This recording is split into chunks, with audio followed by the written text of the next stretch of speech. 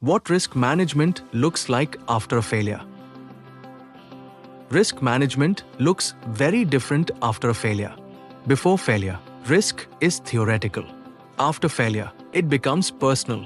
Suddenly, questions sound different. How did this happen? Whom is this? Why were we not prepared? The same risks that felt abstract yesterday now feel obvious and urgent. This is the uncomfortable truth. Most organizations only understand risk properly after they have paid for it. Before failure, risk discussions compete with optimism. After failure, optimism disappears. Risk management stops being a framework and becomes a search for answers. What matters now is not what the policy said, but what actually happened. Before failure, risks are debated. After failure, they are accepted as facts. What once sounded like, "This is unlikely," now sounds like, "We should have known." Language changes quickly.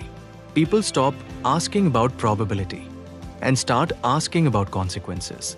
Risk tolerance shrinks. Assumptions are questioned. Confidence is replaced by caution. The same warning that was ignored earlier now feels painfully clear. This shift reveals something important. The organization did not lack information. It lacked belief. Failure changes belief faster than any report ever could. The first response after failure is rarely learning.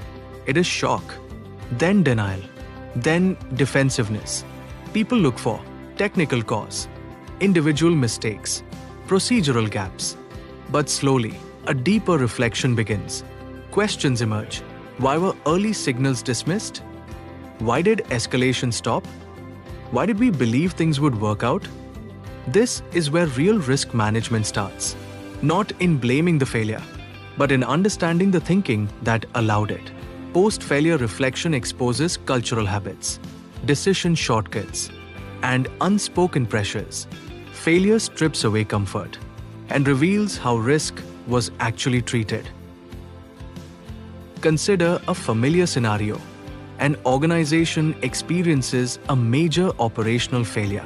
During the review, they discover risks were identified, controls existed, reports were prepared. Nothing was missing on paper, but discussions reveal something else. Risks were downgraded to avoid delay. Concerns were softened to maintain momentum.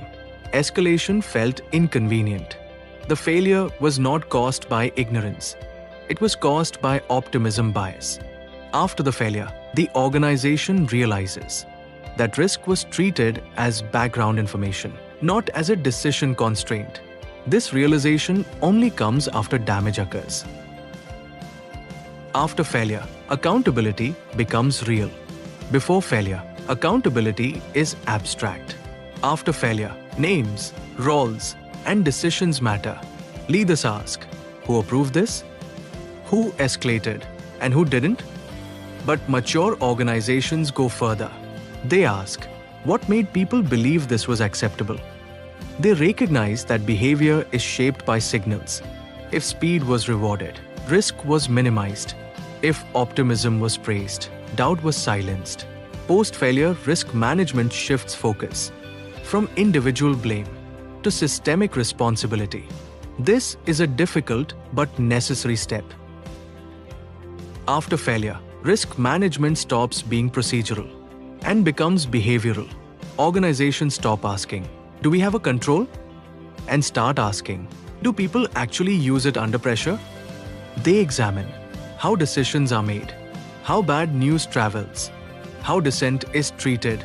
Risk management moves closer to reality. This is when organizations realize frameworks don't fail, behavior does. Post-failure, risk management focuses on speaking up, slowing decisions, challenging confidence. These changes are uncomfortable, but they are effective. The danger is that post-failure clarity does not last forever. As time passes, memories fade, pressure returns, confidence rebuilds. People say, that was an exception. We fixed the issue. Let's move forward. Slowly, the organization drifts back towards old habits. This is why many organizations repeat failures. They learn but don't embed. True risk management after failure is not about reacting strongly once. It is about remembering clearly when the pain is gone. Strong organizations treat failure as permanent learning. They document decision assumptions, build pause points into execution, keep failure stories alive. They don't allow "we survived" to replace "we learned." They institutionalize discomfort. Risk management becomes proactive. Risks are challenged earlier. Escalation is protected. Decisions are revisited. These organizations don't wait for failure to take risks seriously. They use failure as a turning point, not a temporary correction. After failure, risk management becomes clear. Too clear.